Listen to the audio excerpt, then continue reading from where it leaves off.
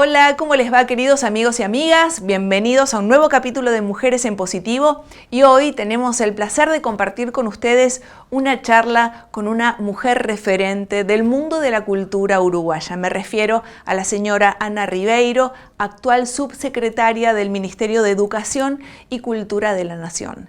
Ella es docente, es investigadora, es escritora y tiene una multiplicidad de títulos, de cátedras y de premios.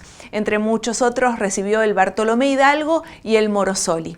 Su acercamiento al mundo de la política fue de la mano de la Alianza Nacional y del actual ministro del Interior, Jorge Larrañaga. Si bien Ana jamás pensó en tener algún tipo de cargo político, hoy está al frente del Ministerio de Educación y Cultura. Es un placer para nosotros entonces presentar esta charla tan interesante entre Karina Rico, nuestra periodista en Uruguay, y Ana Ribeiro, nuestra mujer en positivo del día de hoy.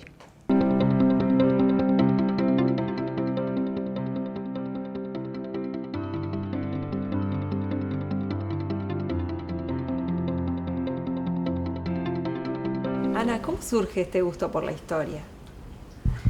No sé, creo que están desde siempre que no sabría encontrar el momento. Lo que sí pienso siempre es que yo provengo de una familia de muchas mujeres. Por parte de mi mamá eran 6 hermanas, mujeres, tuvieron hijos varones y mujeres, pero ellas eran 6 hermanas, muy unidas, muy hijas de una andaluza, conversadoras, disfrutadoras de la vida, coquetas, muy guerreras.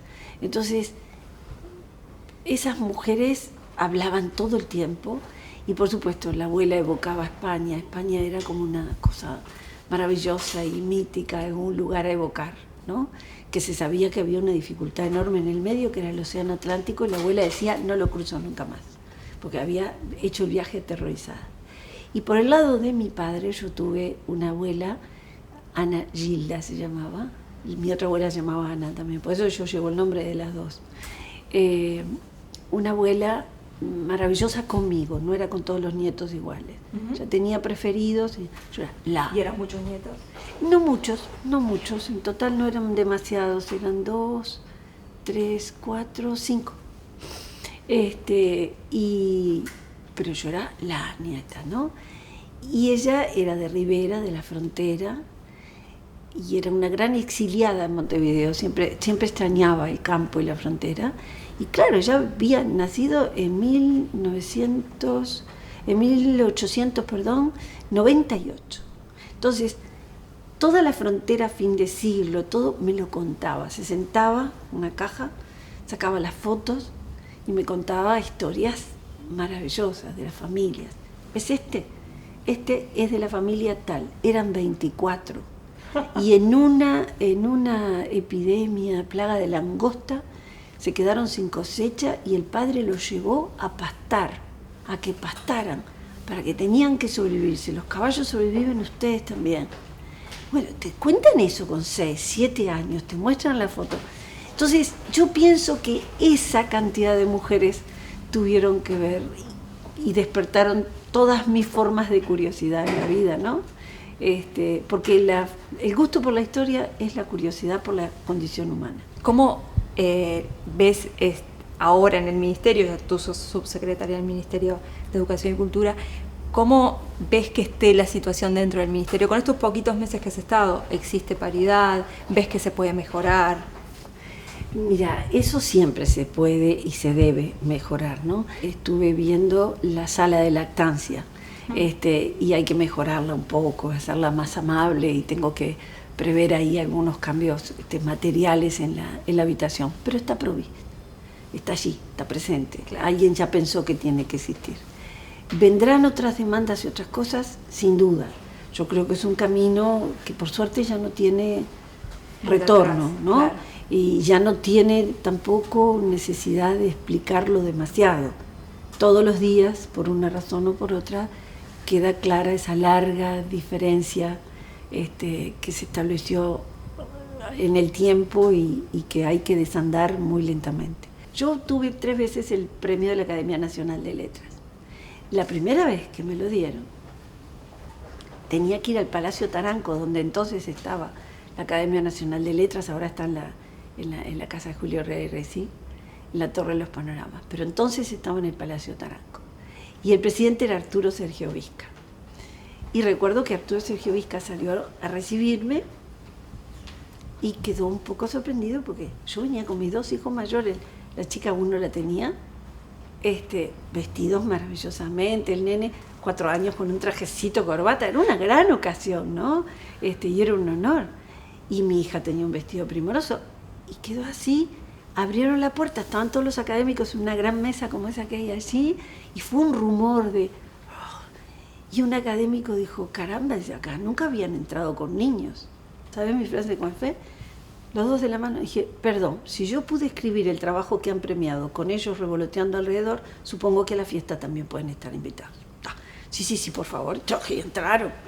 Pero de esas minúsculas, chiquititas, pero son batallas, las tenés que dar en todos los ámbitos. Las tenés que dar en tu trabajo, lo tenés que dar en la calle, lo tenés que dar dentro de tu casa.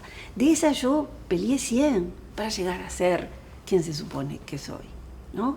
Entonces, sé perfectamente de qué se trata. No llego y no comparto a veces algunas actitudes muy fundamentalistas, ¿no?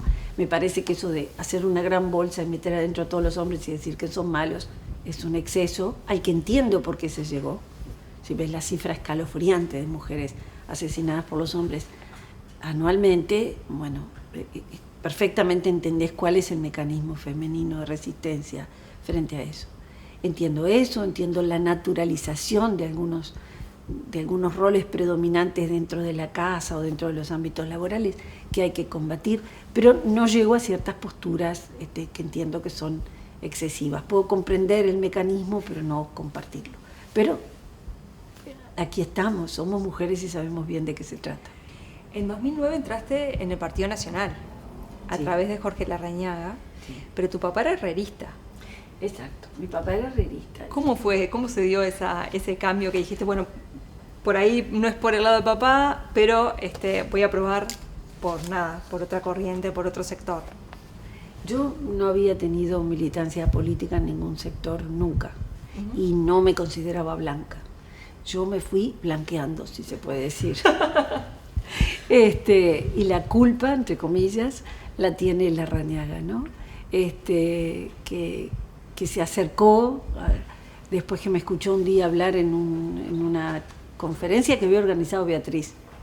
Entonces le pidió el teléfono a Beatriz, y fue Beatriz la que me llamó y me dijo, mirá que Jorge Larrañaga quiere saludarte, porque le gustó mucho tu conferencia, no sé qué. Y ahí empezamos a conversar. Y yo descubrí a una persona absolutamente encantadora para mí, al que yo puedo aplicarle lo mismo que cuando veo cine. En mi casa ya saben que yo digo, a tal actor le creo todo lo que hace. Si me cuenta que es un pordiosero, le creo. Y si me dice que es un asesino serial, le creo. Y si me dice que ahora le tocó ser un magnate con un yate en la película, le creo. Mientras que hay otros que no les creo nada, ¿no? ¿Y a Larrañaga le creías? Y a Larrañaga le creo todo. Entonces, esa transparencia que él tiene, para decirte lo que sea, y esa convicción profunda en 2 o 3 cosas, me convenció muchísimo. Y primero comencé diciendo en mi casa, ay, me da vergüenza no ser blanca, porque de qué manera me reciben, y qué amables que son, y cómo me rodean. Y bueno, ahí empezó el camino. Y un buen día dije, pero ¿y por qué no? A ver, ¿qué más puede pasar que yo diga un día, no estoy de acuerdo con esto? ¿Puedo decirlo? Puedo decirlo. Es una colectividad absolutamente transparente y democrática.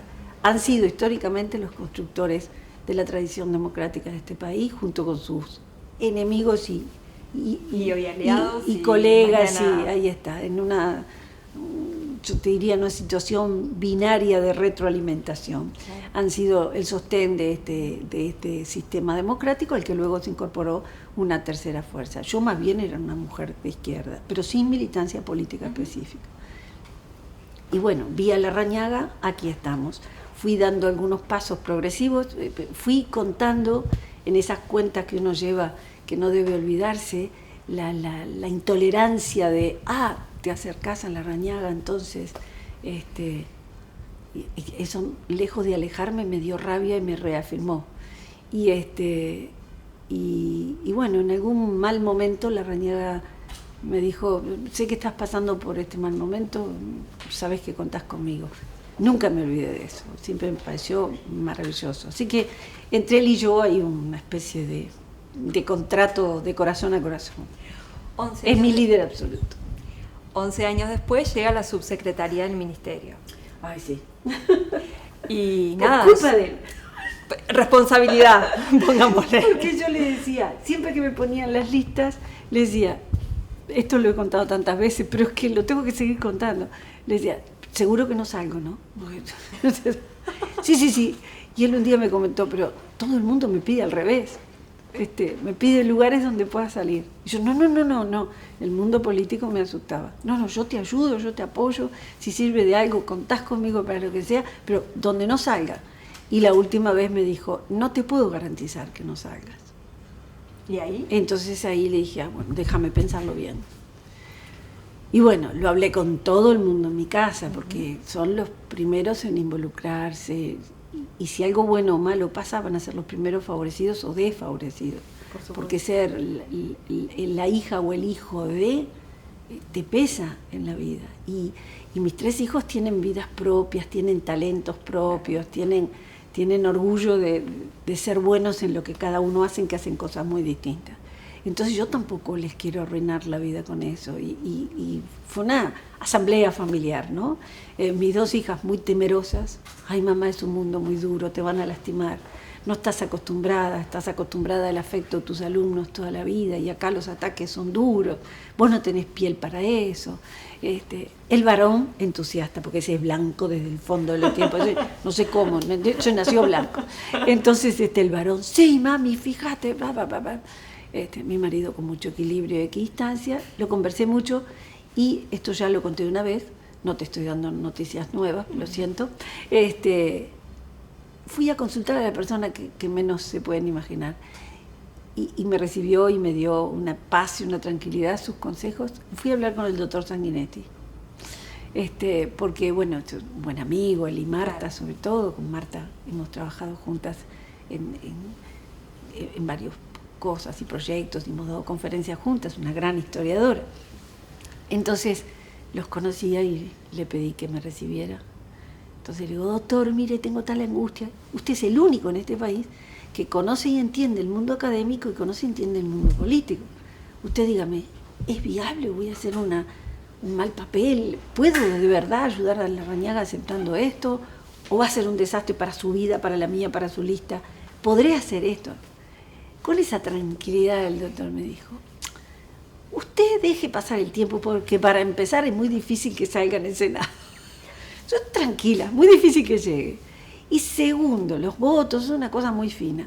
Y segundo, si llegara a salir, usted es quien es. Usted viene de saber un montón de cosas. Y en el Senado la gente llega y siempre mira a ver qué talento tiene el otro. Y a la larga de ese talento, así sea del partido contrario, se la consulta. Sobre esto, ella entiende y la van a escuchar. Entonces, cuando usted quiera acordar, va a tener un papel positivo. Vaya tranquila. Y después me dijo, me pareció lo más importante, Larrañaga es un buen hombre. Usted hace bien en confiar en él. Apóyelo. Y bueno, se formó un lindo equipo en el que todos trabajamos.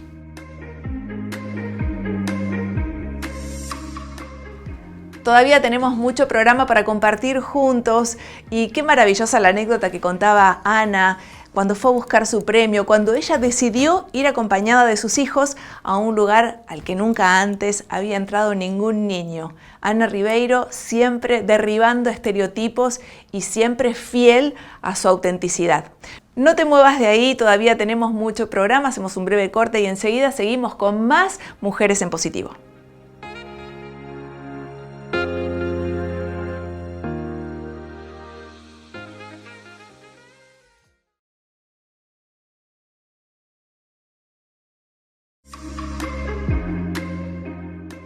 Seguimos en Mujeres en Positivo y seguimos con nuestra invitada del día, la señora Ana Ribeiro, historiadora, docente, escritora y referente uruguaya.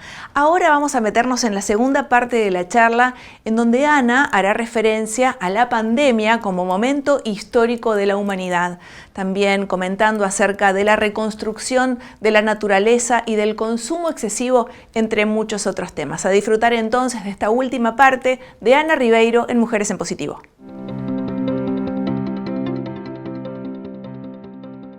La pandemia es un momento histórico, ¿no? Entonces, es un momento histórico que, bueno, que uno no por ahí no pensó nunca vivir.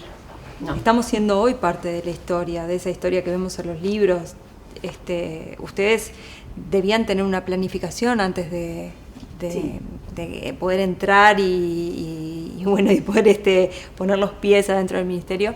Pero todo esto cambió y hay urgencias, y esas urgencias tienen que atenderse de inmediato.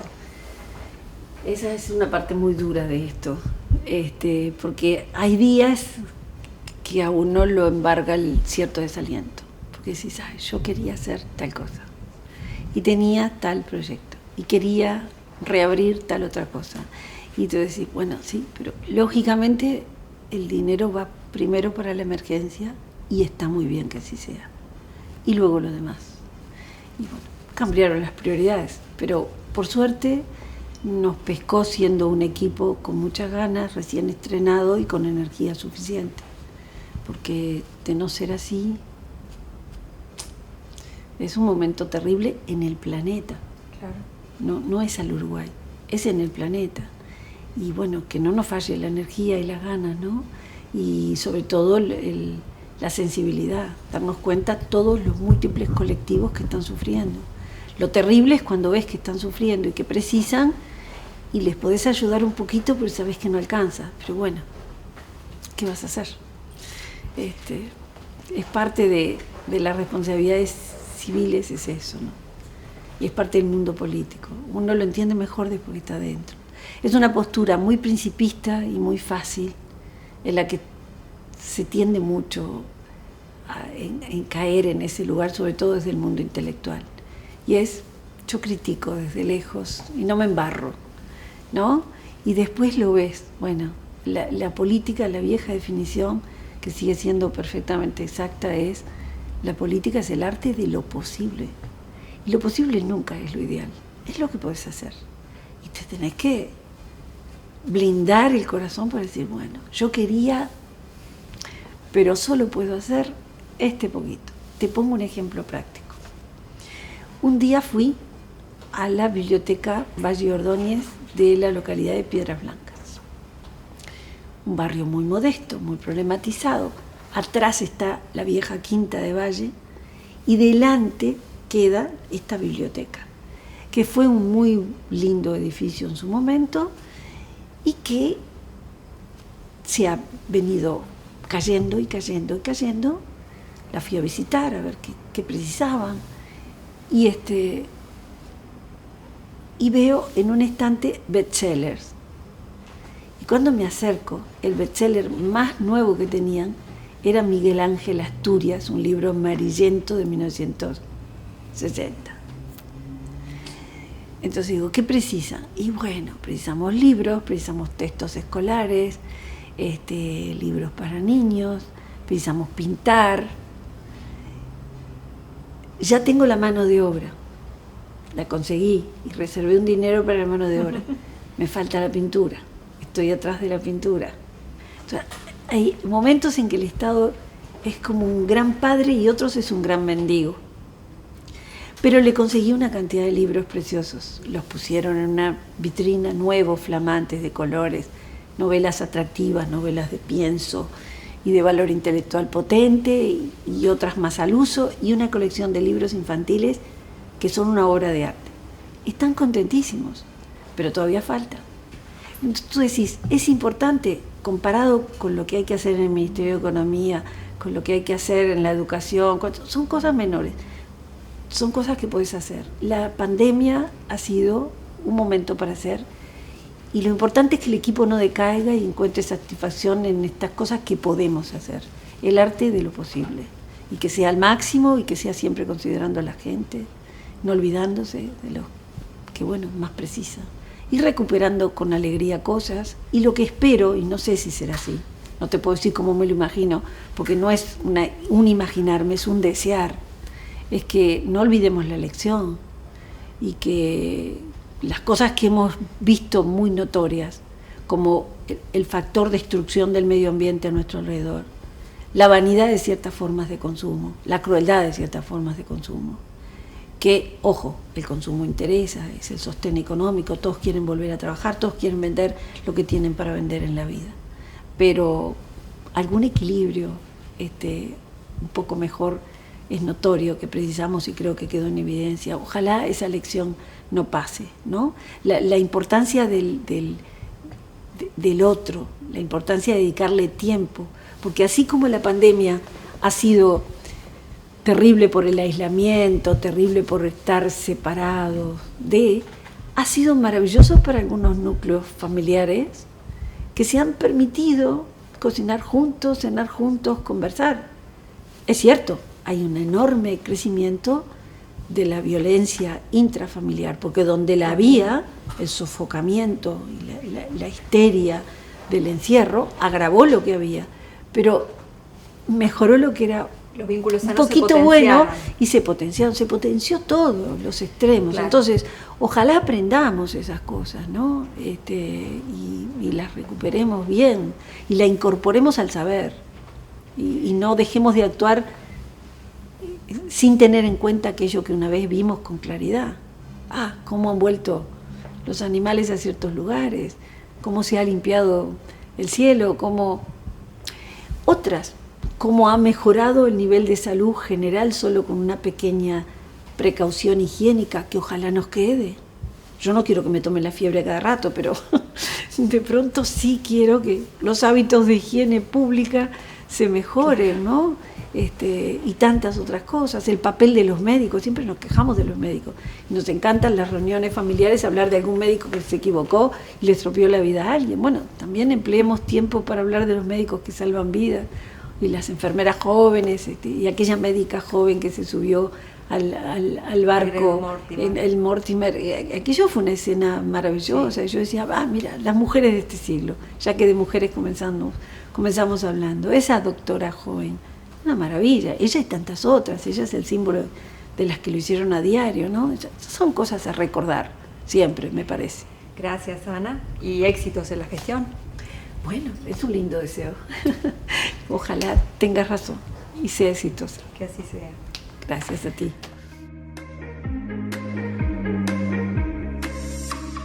Y así llegamos al final de nuestro programa del día de hoy con esta líder que definitivamente marca camino en la cultura y en la historia rioplatense. Fue verdaderamente un placer tener con nosotros a Ana Ribeiro en nuestro Mujeres en Positivo del día de hoy. Y acuérdate que la semana que viene, por supuesto, tenemos un capítulo estreno. Gracias por habernos acompañado. Hasta la próxima.